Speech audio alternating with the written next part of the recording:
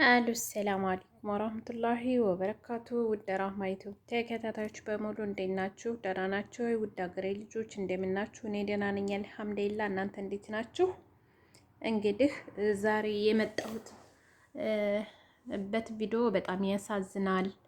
በጣም በሚያሳዝን ቪዲዮ ነው የመጣሁት። የዛሬው ቪዲዮ ከምር በጣም ነው እኔ እንጃ ልቤ ተሰብሯል። ምን እንደምል አላቅም።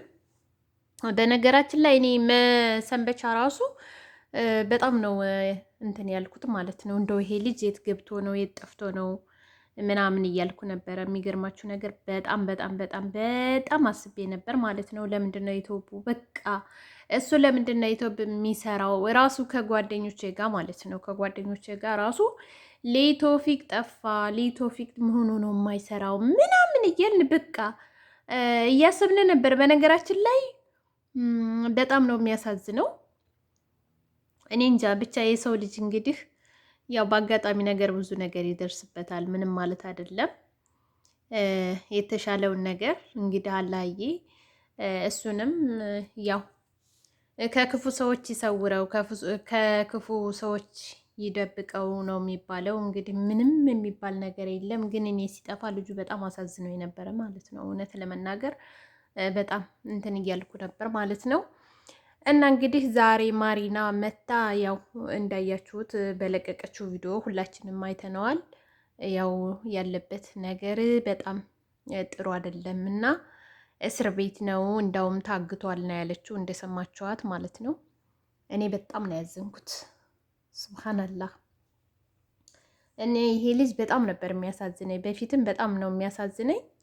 እና ደግሞ እንደዚህ ስትል እኔ በቃ የሆነ ነገር ነው ድንግጥ ያልኩት ማለት ነው። በጣም የሆነ ነገር ነው ድንግጥ ያልኩት።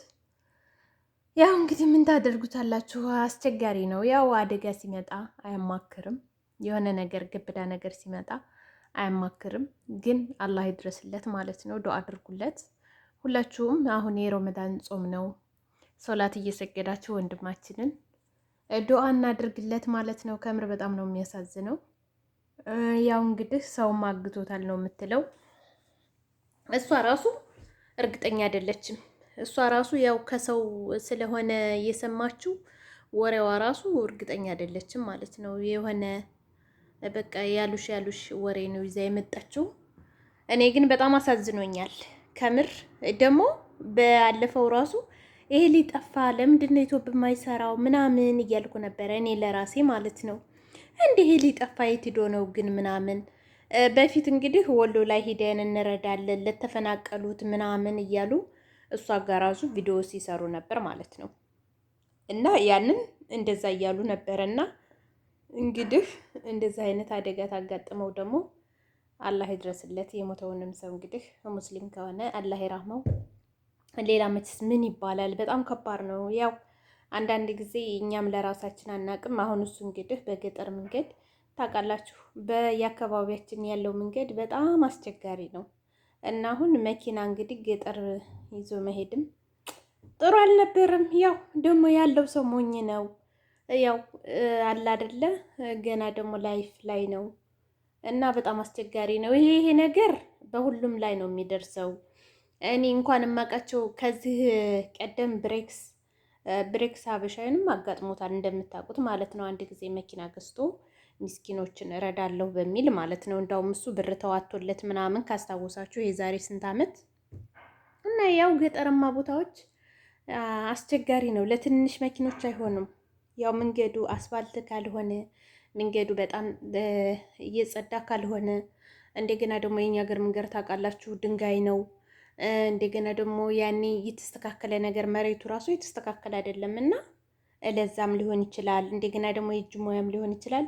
አለሁ አለም ያው ወንድማችን ባለበት አላህ ይጠብቀው፣ ባለበት አላህ ይጠብቀው እንጂ በጣም ከባድ ነው ስላችሁ ነው። እና በተለይ መኪና ገዝተው በቃ ገጠር ሄደው ለመዝናናት ወይንም በቃ በሀገራቸው ላይ በዛች በመኪና ለመታየት ምናምን በቃ ይሄ ከምንም በላይ ያስደስታል ማንኛውንም ሰው።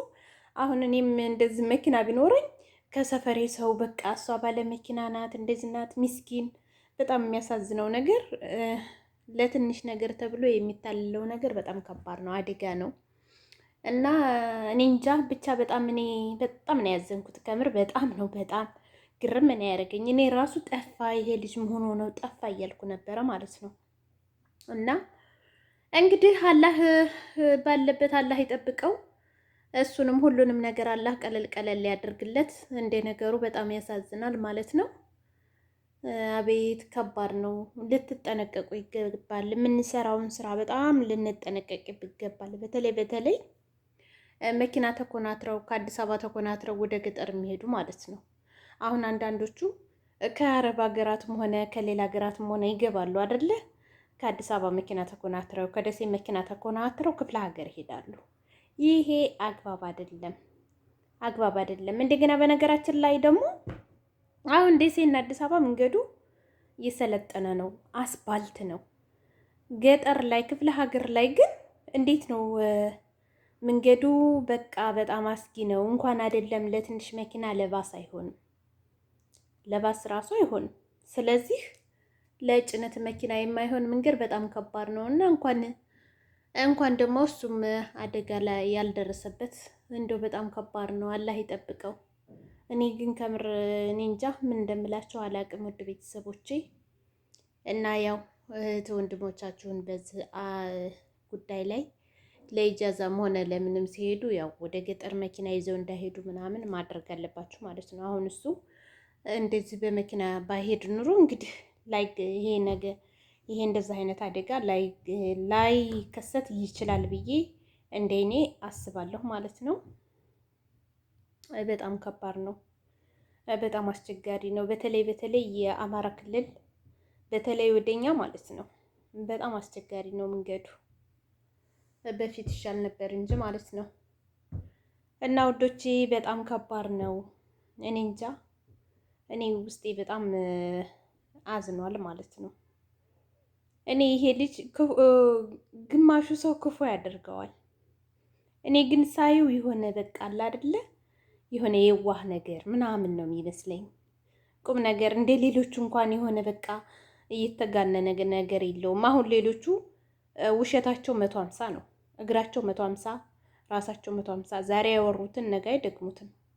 በተለይ እነዚህ እነ ሩታ እና አብርሽ እነምን እሱ ግን እንጃ እንደዛ አይነት ልጅ አልነበረም። እንግዲህ አላህ ይድረስለት። ሁላችሁም ዱአ አድርጉለት ወንድማችሁን። በጣም ያሳዝናል ማለት ነው።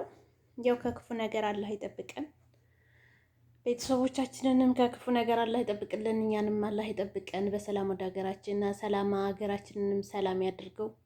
በጣም ከባድ ነው ቤተሰቦቼ እና በጣም አስቸጋሪ ነው። በዛ አጋጣሚ የምትመለከቱ ቪዲዮዬ ላይክ፣ ሼር አድርጎ አበረታቱን፣ እኛንም አበረታቱን።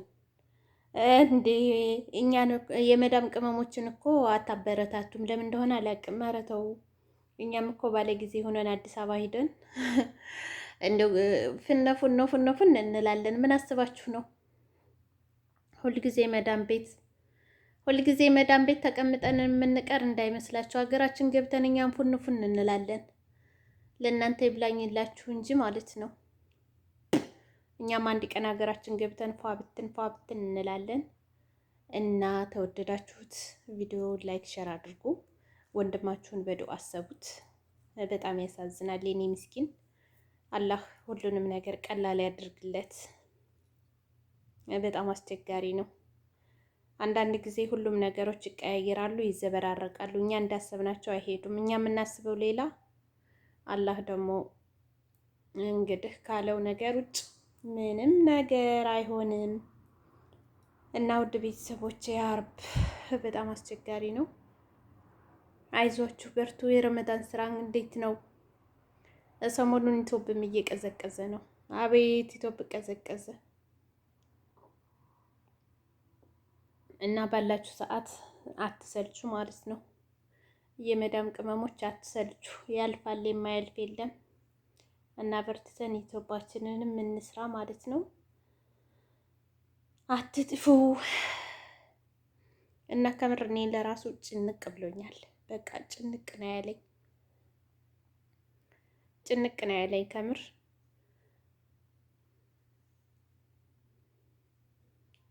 በጣም ከባድ ነው። ያሳዝናል። ጊዜው በጣም ያሳዝናል። ወይ ደግሞ ምን መጣ ሸንኮራ? ኧረ እንዴ በራሱ ጊዜ ወይኔ ጉዴ! እንዴት እንደደነገኩ እኔ ነኝ የማውቀው። አቁሜዋለሁ ቴሌቪዥኑን፣ ግን በራሱ ጊዜ ቀይሮ ምን እንዳመጣላ ሸንበቆ ነው ሸንኮራ አላመጣም። ወይኔ ጉዴ! እሱ ምንን እያስፈራራኝ እኮ ነው።